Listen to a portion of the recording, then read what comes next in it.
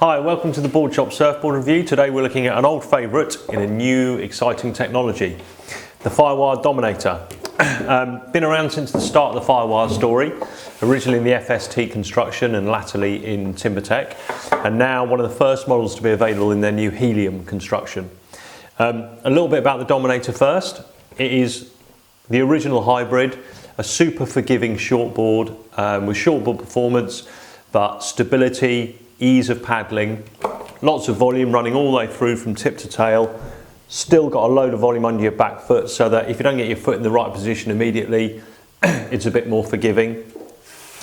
That runs all the way through the volume up to the pulled back wide point, as you can see there, so that you've got paddle power, but you don't lose all performance by having too much foam up the front of the board. The rails are pretty chunky all the way around. If you're a good surfer, you surf it short. Sam Lamoureux surfs a 5.6 or a 5.8 in good overhead waves. If you're a transitioning surfer looking for your first shortboard, go bigger, 6.4, 6.6, even 6.8.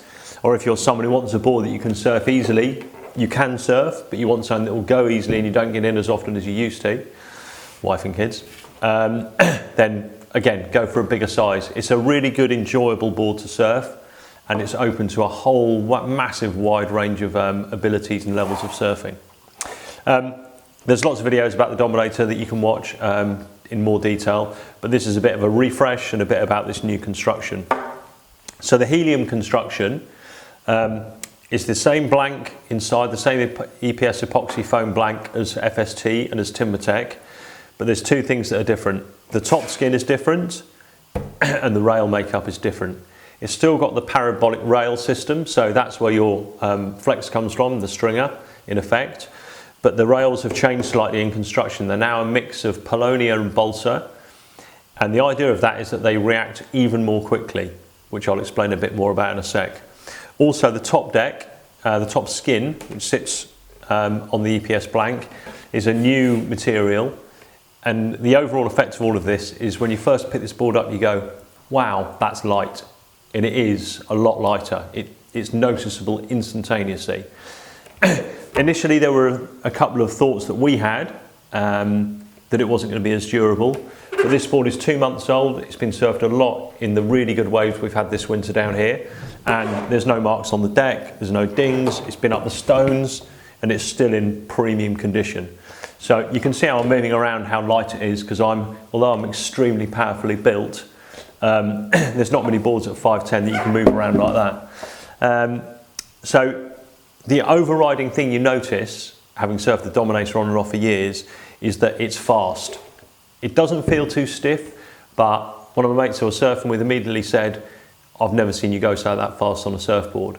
And I reckon it's 15-20% faster than FST, TimberTech, or any of the other constructions. Got another Helium board as well called the Chumley, and that's exactly the same. So it isn't just peculiar to the Dominator. It is seemingly a good step forward construction-wise for giving you more performance out your board whilst not sacrificing any kind of durability or paddle power.